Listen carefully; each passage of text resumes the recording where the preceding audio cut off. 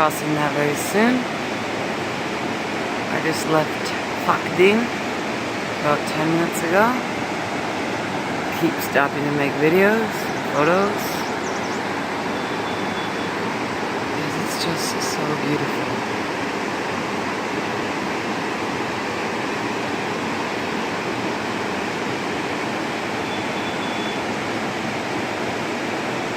Let's go across that bridge.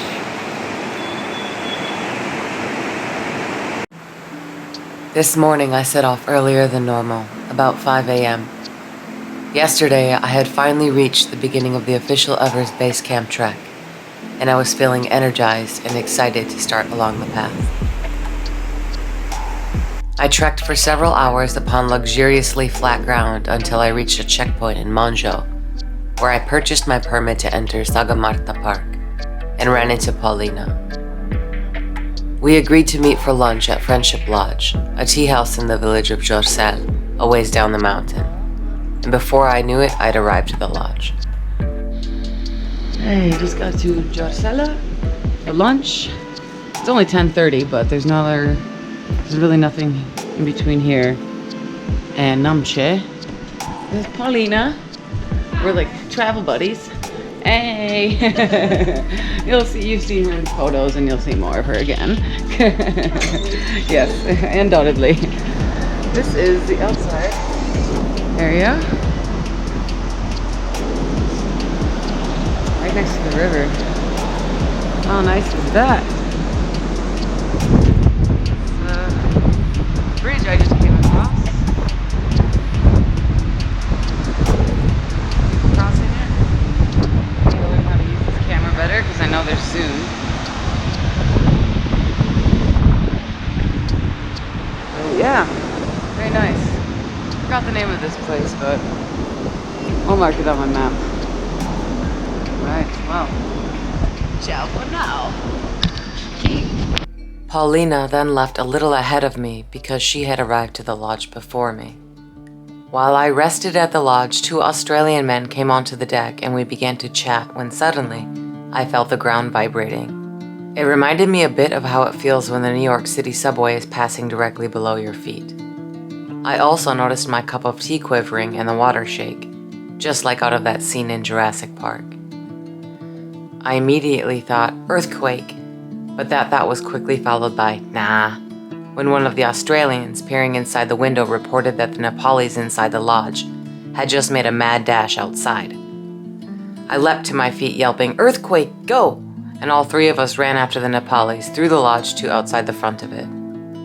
The Nepalis were ducked behind large stones and kept glancing up the mountain over us, checking for falling debris, terror etched in their faces. In 2015, a magnitude 7.8 earthquake devastated Nepal, killing almost 9,000 people and injuring over 22,000. The economic impact was estimated at as much as half of the entire country's GDP, and signs of the quake are still visible all over the country today. While in Kathmandu, aside from the very obvious ruins of certain sites, I noticed piles of rubble and cracked buildings all over the city, as well as construction and rebuilding efforts still taking place, 4 years on. Finally, the shaking stopped. It must have only lasted 30 seconds, but it felt longer. The fear and trauma of the past were evident on the faces of the Nepali locals as they emerged from their positions of cover, and my heart wrenched thinking about what they must have been through during the destruction of the past. Soon, however, me, the Australians, and the Nepali were all laughing, though it was clear it was nervous laughter and filled with relief. I departed Gisselle and soon began one of the longest days of my trek, the climb to Namche Bazar. Today, I would climb from an elevation of 8,562 feet to 11,286 feet, a difference of 2,724 feet straight to the clouds. This meant a long day of climbing a very steep mountain that came with a big change in altitude, and all the while growing increasingly closer to the burning sun.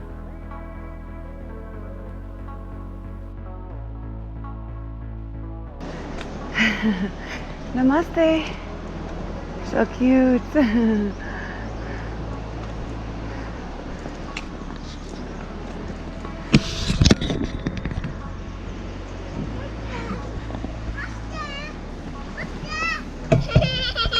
Namaste. Oh, it's so cute. You eating a cookie? Cookie time. Got a little stick.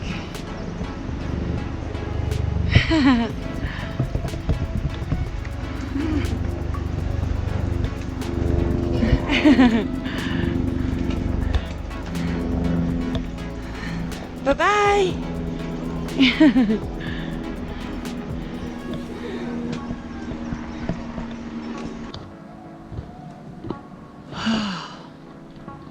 My God. This is me. Not moving. I'm close to Namche Bazar. But this is definitely the hardest day of the 5 days I've been trekking. And it's definitely due to elevation. I was trekking with a 60-year-old man from Uruguay for a little while. And he was saying how we'd made it 300 meters in the past hour. So I'm curious to see how much I've gone from Phakding to Namche. It's a lot, but the people on this path are friendly. I just talked to two monks, and they gave me a little more pep, at least for like 1 minute. It's tough work. I'm really happy I don't have a guide. Namaste.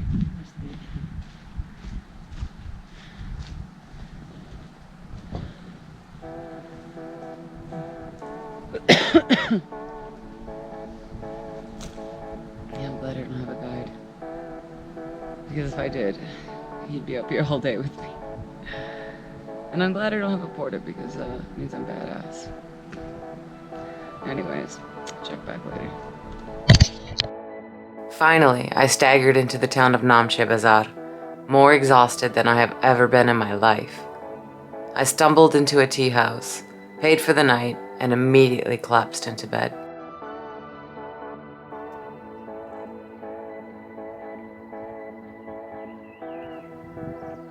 The next morning, I awoke in Namche at dawn, looking out my window to see a blanket of cloud. I'd been hoping to see a clear sky, as I'll be trekking to Everest Viewpoint, a popular spot to view the distant Mount Everest from afar. And with clouds, I may not be able to see it. Today is an acclimatization day, which means I will trek to a higher elevation, but then retreat back down to the town to spend another night. This helps your body grow accustomed to the change in altitude without pushing it beyond its capabilities, allowing your body time to adapt to the decrease in oxygen molecules and preventing altitude sickness, which can, in the most extreme cases, result in death.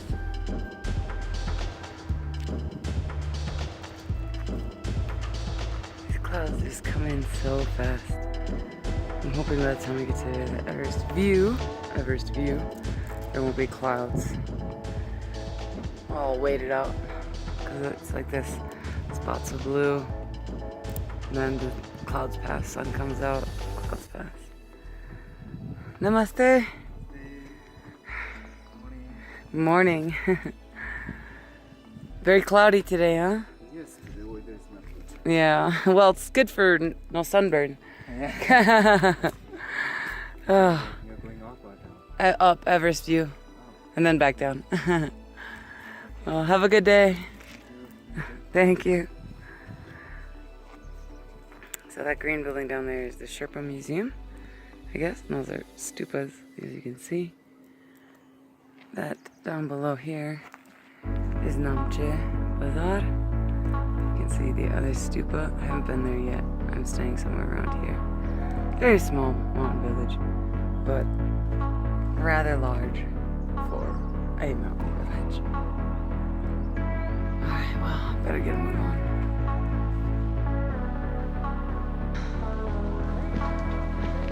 I slowly made my way out of the town of Namche Bazar before beginning to climb a winding staircase. that led straight up the mountain to the high ridge above, before following that to Everest viewpoint.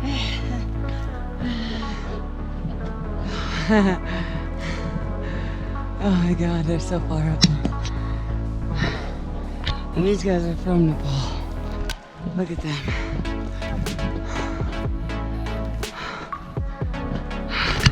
By this time, the clouds were beginning to evaporate and the sun began to shine. Along the way, I met 2 very photogenic dogs and 2 friendly Australians.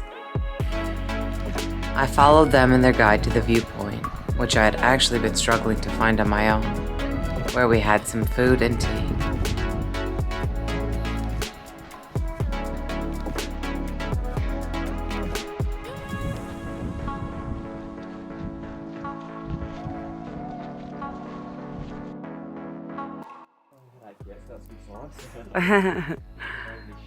So that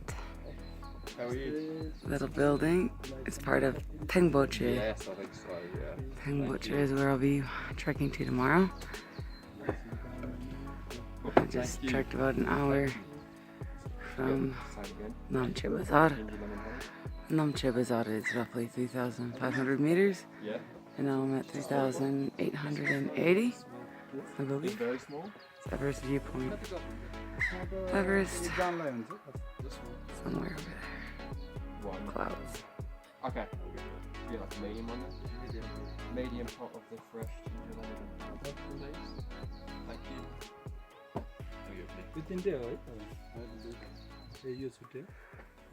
Namaste.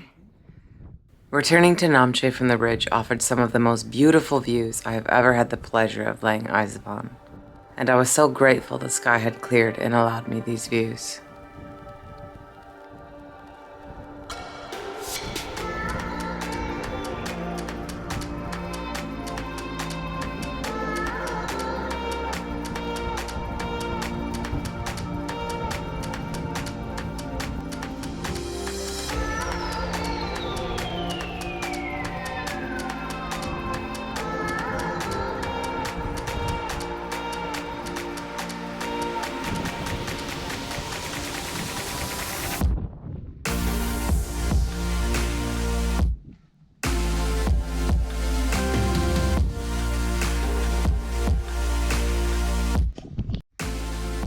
Upon returning to Namche, I visited the museum and saw the Tenzing Norgay statue, a Sherpa who, along with Sir Edmund Hillary from New Zealand, were the first people to summit Mount Everest back in 1953.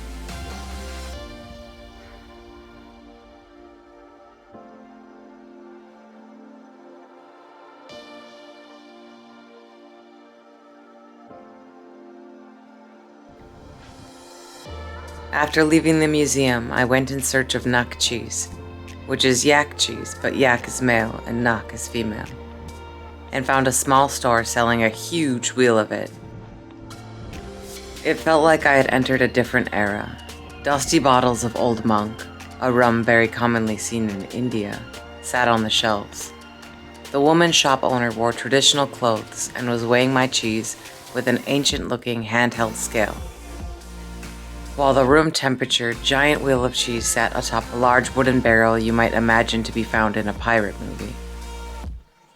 I bought 700 grams of it for 600 rupees and went away with a big grin and a small paper parcel with my precious cheese gold in it. Later that night, I shared a few drinks with other trekkers at the town's only bar and the highest Irish pub in the world, before heading back to my tea house to rest for the following day of trekking.